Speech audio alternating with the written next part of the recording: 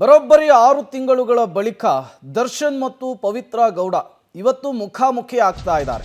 ಅದು ಕೂಡ ನ್ಯಾಯಾಲಯದಲ್ಲಿ. CCH 57ರ ಕೋರ್ಟ್ನಲ್ಲಿ ಪವಿತ್ರ ಮತ್ತು ದರ್ಶನ್ ಮುಖಾಮುಖಿ ಆಗ್ತಾ ಇದ್ದಾರೆ.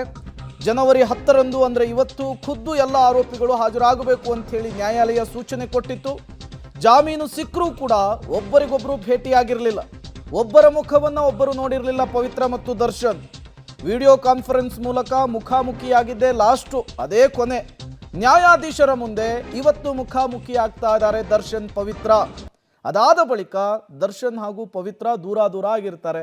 ಬೇಲ್ ಸಿಕ್ಕರೂ ಕೂಡ ಒಬ್ಬರನ್ನೊಬ್ಬರು ಭೇಟಿಯಾಗುವ, ಒಬ್ಬರನ್ನೊಬ್ಬರು ಕಾಂಟ್ಯಾಕ್ಟ್ ಮಾಡುವಂತಹ ಕೆಲಸಕ್ಕೆ ಯಾರೂ ಕೂಡ ಮುಂದಾಗಿಲ್ಲ. ಅದಕ್ಕೆ ದರ್ಶನ್ ಅವರ ಧರ್ಮಪತ್ನಿ ವಿಜಯಲಕ್ಷ್ಮಿ ಅವರು ಕೂಡ ಅವಕಾಶ ಕೊಟ್ಟಂತೆ ಕಾಣಿಸ್ತಾ ಇಲ್ಲ.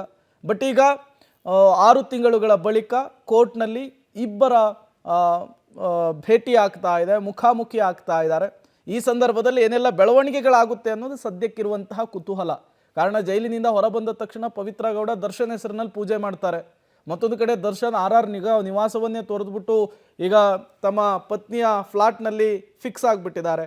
ಹಾಗಾಗಿ 6 ತಿಂಗಳ ಬಳಿಕ ಇವತ್ತು ಇವರಿಬ್ಬರ ಭೇಟಿ ಆಗ್ತಾ ಇದೆಯಲ್ಲ, ಈ ಸಂದರ್ಭದಲ್ಲಿ ಏನೆಲ್ಲ ಬೆಳವಣಿಗೆಗಳಾಗುತ್ತೆ ಅನ್ನೋದು ಸದ್ಯಕ್ಕಿರುವಂತಹ ಕುತೂಹಲ. ಚಿತ್ರದುರ್ಗದ ರೇಣುಕಾಸ್ವಾಮಿ ಹತ್ಯೆಯ ಪ್ರಕರಣಕ್ಕೆ ಸಂಬಂಧಪಟ್ಟಂತೆ ಇವತ್ತು ನ್ಯಾಯಾಲಯದ ಮುಂದೆ ಆರೋಪಿಗಳು ಹಾಜರಾಗ್ತಾರೆ. 17 ಜನ ಆರೋಪಿಗಳು ಕೂಡ. ಪ್ರಕರಣದಲ್ಲಿ ಚಾರ್ಜ್ ಫ್ರೇಮ್ ಮಾಡುವಂತಹ ಪ್ರಕ್ರಿಯೆ ಇವತ್ತು ಆರಂಭ ಆಗುತ್ತೆ. ರೇಣುಕಾಸ್ವಾಮಿ ಹತ್ಯೆಯ ಪ್ರಕರಣದಲ್ಲಿ ನನ್ನ ಪಾತ್ರ ಇಲ್ಲ, ಕೇಸ್ನಲ್ಲಿ ತಮ್ಮ ಹೆಸರನ್ನ ಕೈ ಬಿಡುವಂತೆ ಡಿಸ್ಚಾರ್ಜ್ ಅಪ್ಲಿಕೇಶನ್ಗೆ ದರ್ಶನ್ ತಯಾರಿಯನ್ನ ಮಾಡಿಕೊಂಡಿದ್ದಾರೆ. ದರ್ಶನ್ ಜೊತೆಗೆ ಇನ್ನುಳಿದ ಆರೋಪಿಗಳಿಂದಲೂ ಕೂಡ ಅರ್ಜಿ ಸಲ್ಲಿಕೆ ಆಗುವಂತಹ ಸಾಧ್ಯತೆ. ಬೆಳಗ್ಗೆ 11 ಗಂಟೆಗೆ ಕೋರ್ಟ್ನ ಕಲಾಪ ಆರಂಭ ಆಗುತ್ತೆ. ಅದಾದ ಮೇಲೆ ನೆಕ್ಸ್ಟ್ ಟ್ರಯಲ್ ಆರಂಭ ಆಗುವಂತಹದ್ದು. ಇವೆಲ್ಲವೂ ಕೂಡ ಇವತ್ತು ನಡೆಯುವಂತಹ ಬೆಳವಣಿಗೆ. ಚಿತ್ರದುರ್ಗದ ರೇಣುಕಾಸ್ವಾಮಿ ಹತ್ಯೆಯ ಪ್ರಕರಣದಲ್ಲಿ A1 ಪವಿತ್ರ ಗೌಡ, A2 ದರ್ಶನ್ ಇಬ್ಬರು ಕೂಡ ಜೈಲು ವಾಸವನ್ನು ಅನುಭವಿಸಿ ಷರತ್ತುಬದ್ಧ ಜಾಮೀನಿನ ಮೇರೆಗೆ ಹೊರಬಂದಿದ್ದಾರೆ. 6 ತಿಂಗಳುಗಳ ಬಳಿಕ ಇಬ್ಬರು ಇವತ್ತು ಮುಖಾಮುಖಿ ಆಗ್ತಾ ಇದ್ದಾರೆ, ಭೇಟಿ ಆಗ್ತಾ ಇದ್ದಾರೆ. ಅದು ಕೂಡ ನ್ಯಾಯಾಲಯದಲ್ಲಿ. ಮತ್ತಷ್ಟು ಡೀಟೇಲ್ಸ್ ಅನ್ನು ಕೊಡ್ತಾರೆ ನರಸಿಂಹಮೂರ್ತಿ, ನೇರ ಸಂಪರ್ಕದಲ್ಲಿ ಜಾಯಿನ್ ಆಗಿದ್ದಾರೆ. ನರಸಿಂಹಮೂರ್ತಿ, 6 ತಿಂಗಳುಗಳ ಬಳಿಕ ಇಬ್ಬರ ಅಪೂರ್ವ ಸಂಗಮ ಆಗ್ತಾ ಇದೆ ಇವತ್ತು ನ್ಯಾಯಾಲಯದಲ್ಲಿ. ಈ ಸಂದರ್ಭದಲ್ಲಿ ಏನೆಲ್ಲ ಬೆಳವಣಿಗೆಗಳನ್ನು ನಿರೀಕ್ಷೆ ಮಾಡಬಹುದು? ಜೊತೆಗೆ 17 ಜನ ಆರೋಪಿಗಳು ನ್ಯಾಯಾಲಯದ ಎದುರು ಪ್ರೆಸೆಂಟ್ ಆದ ನಂತರ ಏನೆಲ್ಲ ಪ್ರಕ್ರಿಯೆಗಳಾಗುತ್ತೆ ಅಂತ ಹೇಳಿ. ಪ್ರೇಮ, ಇವತ್ತು 6 ತಿಂಗಳ ಬಳಿಕ ಪವಿತ್ರ ಗೌಡ ಮತ್ತು ದರ್ಶನ್ ಕೋರ್ಟ್ನಲ್ಲಿ ಮುಖಾಮುಖಿ ಆಗಲಿದ್ದಾರೆ. ಕಾರಣ ಇವತ್ತು CCH 57ರ ನ್ಯಾಯಾಲಯದಲ್ಲಿ ಚಾರ್ಜಸ್ ಫ್ರೇಮ್ ಆಗಲಿದೆ. ಅಂದರೆ ಇವರ ಮೇಲಿನ ಆರೋಪಗಳೇನಿದೆ ಈ ಆರೋಪಗಳನ್ನು ಫ್ರೇಮ್ ಮಾಡಲಾಗುತ್ತೆ. ಅಂದರೆ ಕೇಳ್ತಾರೆ ಮಾನ್ಯ ನ್ಯಾಯಾಧೀಶರು ಯಾರ್ಯಾರ ಮೇಲೆ ಯಾವ್ಯಾವ ಸೆಕ್ಷನ್ ನಡಿ FIR ದಾಖಲಾಗಿದೆ.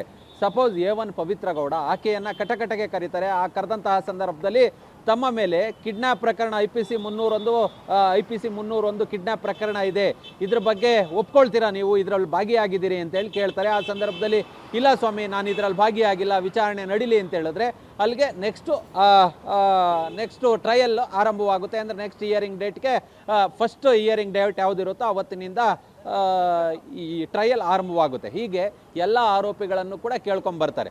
ದರ್ಶನ್, ಪವಿತ್ರ ಗೌಡ ಮತ್ತು ಕೆಲ ಆರೋಪಿಗಳು ಯಾರಿದ್ದಾರೆ ಅವ್ರ ಮೇಲೆ IPC ಸೆಕ್ಷನ್ 302 ಕೊಲೆ, ಅದ್ರ ಜೊತೆಗೆ 201 ಸಾಕ್ಷಿನಾಶ ಮತ್ತು ಮತ್ತೊಂದು 364 ಕಿಡ್ನ್ಯಾಪ್ ಈ ಪ್ರಕರಣಗಳು ದಾಖಲಾಗಿದ್ದಾವೆ. ಹೀಗಾಗಿ ಒಂದೊಂದು ಸೆಕ್ಷನ್ನ ಆಧಾರದ ಮೇಲೆ ಕೇಳ್ತಾರೆ, ನಿಮ್ಮ ಮೇಲೆ ಇರ್ತಕ್ಕಂಥ ಈ ಗುರುತರ ಆರೋಪವನ್ನು ನೀವು ಒಪ್ಕೊಳ್ತೀರಾ ಅಂತೇಳಿ. ಇಲ್ಲ ಸ್ವಾಮಿ, ವಿಚಾರಣೆ ಆಗಲಿ ಅಂತ ಹೇಳಿದ್ರೆ ನೆಕ್ಸ್ಟು ಟ್ರಯಲ್ ಆರಂಭವಾಗುತ್ತೆ, ವಿಚಾರಣೆ ಆಗಲಿ ಅಂತ ಹೇಳಿದ್ರೆ ವಿಚಾರಣೆ ಆರಂಭವಾಗುತ್ತೆ. ಹೀಗಾಗಿಯೇ ಇವತ್ತು ಕೋರ್ಟ್ನಲ್ಲಿ ಈ ಇಬ್ಬರ ಮುಖಾಮುಖಿ ಆಗಲಿದೆ. ಈಗಾಗಲೇ ಪೊಲೀಸರು ಒಂದಷ್ಟು ಸಿದ್ಧತೆಗಳನ್ನು ಮಾಡ್ಕೊಳ್ತಿದ್ದಾರೆ. ಕಾರಣ ದರ್ಶನ್, ಪವಿತ್ರ ಗೌಡ ಸೇರಿದಂತೆ ಪ್ರಕರಣದ ಎಲ್ಲ ಆರೋಪಿಗಳು ಕೂಡ ಇವತ್ತು ಕೋರ್ಟ್ಗೆ ಹಾಜರಾಗಲಿದ್ದಾರೆ. ಹೀಗಾಗಿಯೇ ಸಿಟಿ ಸಿವಿಲ್ ಕೋರ್ಟ್ನ ಮುಂಭಾಗದಲ್ಲಿ ಪೊಲೀಸರು ಒಂದಷ್ಟು ಬ್ಯಾರಿಕೇಡ್ಗಳನ್ನು ಹಾಕಿ ಈಗಾಗಲೇ ಭದ್ರತೆಗಳನ್ನು ಮಾಡಿಕೊಳ್ಳುವ ಕೆಲಸವನ್ನು ಮಾಡ್ತಿದ್ದಾರೆ.